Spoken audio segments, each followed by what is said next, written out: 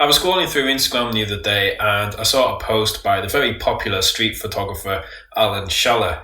In this post, he was sharing a series of photographs where people had made eye contact with him, eye contact with the camera. So in each of the photos, the subject of the photo was looking directly into the frame, sort of almost looking at the viewer. And I really like street photos where someone, in one instance it was even a dog, but I like photos where someone is making eye contact with the camera. It really does help make it more engaging and more dynamic, and I've always really admired it because street photography is quite an intimidating thing. So when you know someone is actually looking directly at you, you're pointing the camera at them and they can see you, they're looking right at your camera and you take the photo. That takes a certain amount of balls. So I commented on the post and I asked him what his technique was. I just was curious how he actually engaged with them in that moment once he took their photo and they could see him taking their photo. So I just asked him if he sort of acknowledged them afterwards, if he smiled at them after he took their photo, if he gave them a little wave after he took their photo, would say, oh, thank you or whatever. And his response, he did reply, and he said, I shoot from the hip most of the time, so I don't need to do anything.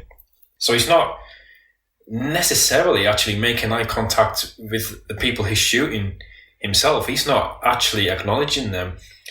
And that surprised me because whenever I see these types of photo, not just by Alan Schaller, but other street photos as well, and I think, I'd love to take photos like that, but I just haven't got the balls to raise my camera right in someone's face and blatantly take their photo. And I always just assumed these really big, successful professional street photographers, I kind of assumed that's what they're doing, but obviously it's not the case. I've always had, in my mind, I had this view that shooting from the hip was quite a amateurish way to take street photos, really. I've always had it in my head that any serious street photographer, I just always imagined they were always raising their camera to their eye and being very deliberate, shooting that way. Obviously that's not the case, so it got me thinking, have I just been right enough shooting from the hip? Have I just been a bit harsh on this technique? And I was curious what other people think about it. I've always had the view that when you're shooting from the hip, you're not really being deliberate. You're relying a lot on luck. It doesn't really require any skill. And I find it a bit sneaky as well. If you're raising your camera to your eye, people can at least see that. But I was interested what other photographers thought about this technique. So I posted on my photography page and on some photography groups. I was curious to get other photographers' opinions. I'll read out some of the responses I've got. I've been a hip shooter for 25 years. My main lens is an extension of my fingertips. I've successfully shot behind me, going just by the sounds of footsteps and jacket noise. It is very hard to get used to, but the only way many of my shots are possible. I tell others, your ears are the eyes in the back of your head, and when going for the head, aim for the heart. I will fight anyone who claims it is illegitimate. It doesn't take skill unless you want to be good. For street stuff, I would say it's very in keeping with the candid style of street photography I do. Sneaky, yes, for sure, but also a good way to capture natural behaviours and plenty of practice needed to get it right. So yes, plenty of skill and patience needed to do it well. It yields pretty uninteresting and disengaged photos, lots of amputated limbs. And I like this one actually. If the people are the focus, you should ask. If they're in the background adding interest, then shooting from the hip discreetly works. I quite like that as adding a bit of ethics to it. I don't necessarily necessarily agree with the "you should ask" part of it, because you're not getting you're not getting a candid photo then. But I do like the idea of, if they're in the background, then you can legitimately shoot from the hip without it being sort of sneaky. But if they're the main subject and the main part of the frame, then perhaps not really ethical to shoot from the hip. So you can debate whether or not you agree with that. Some people will, some people won't. But I do actually quite like that idea. But to really try and make my own mind up about it, obviously the best thing to do is just go out and try it yourself. And in the past, it's been very, very rare. I think I could probably count on one hand the amount of times I've actually shot from the hip. I've never liked doing it, but I thought I would give it a try. And it definitely has its advantages and its disadvantages, or its pros and its cons. I think a good thing about it is that if you're not comfortable going out and taking photos of strangers on the street, it can be a good way to sort of build confidence.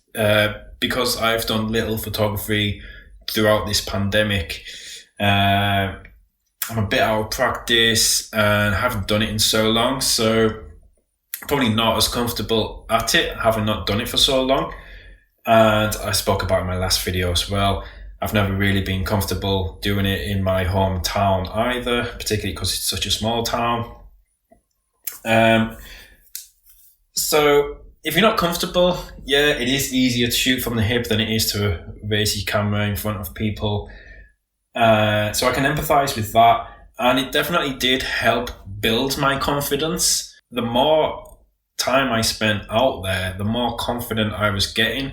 And I think that would then help me eventually get to the point where I could be more blatant with my camera. And you could also argue, does it really matter how you get the shot, so long as you do actually get the shot? But for me personally, and what I found when I went out this day and tried it, is that whether it's right or it's wrong, I would still rather just raise my camera to my eye and be more deliberate about taking my photos. I like looking through the viewfinder because you can more carefully look at everything that's in the frame and consider things with much more precision.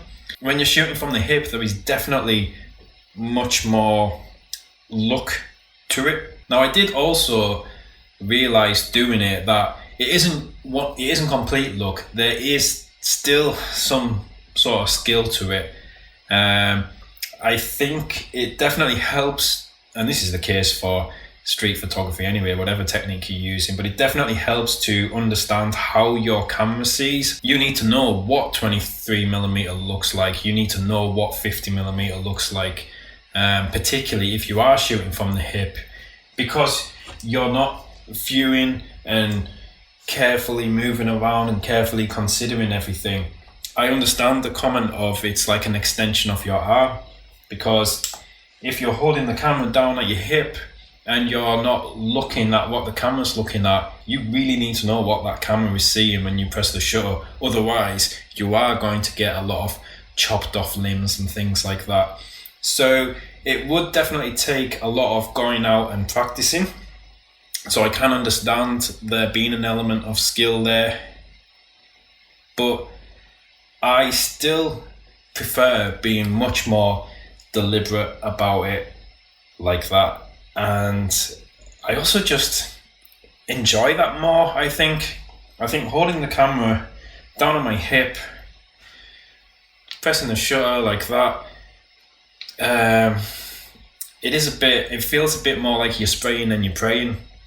And you could just put it on burst mode and just walk around and go with the camera down there, not even look at what you're doing. That isn't enjoyable. That's like going clear pigeon shooting with an AK-47 and just I prefer the skill, the precision, and like I say, being deliberate about it. That's why, like for me, I don't even like cropping my photos. Well, I mean, that's just me. That's just my own personal preference. And again, people are going to be different on that. And also, on the flip side, if you've got an articulating screen, you could be standing like that. And you could actually be considering, holding the camera down at your hip, at your waist. You could actually be more carefully considering things. If you've got a composition in mind, if you're stood in one place, if you like using the fishing technique where you're stood in one place and you're just waiting for the right moment, I think that's a bit more, I want to say, legitimate. Certainly I would enjoy that a bit more, because you are being deliberate, you are being careful, you are thinking about it, you are looking, okay, you're not looking at the subject, but yes, that would help you get the candid moment. You're thinking about composition, you're anticipating, you're waiting for the right moment. So that to me seems better than just kind of, noticing the person over there, so you kind of just stand and you point your camera that way and just press, and you're just hoping for the best. I don't like that style. This style, yeah, I do prefer that a bit more. Whatever technique you're using, however, any good photo, whether it's street photography or otherwise, any good photo needs to evoke some sort of emotion, some sort of response from the viewer. It needs to tell some sort of story. It needs to have meaning.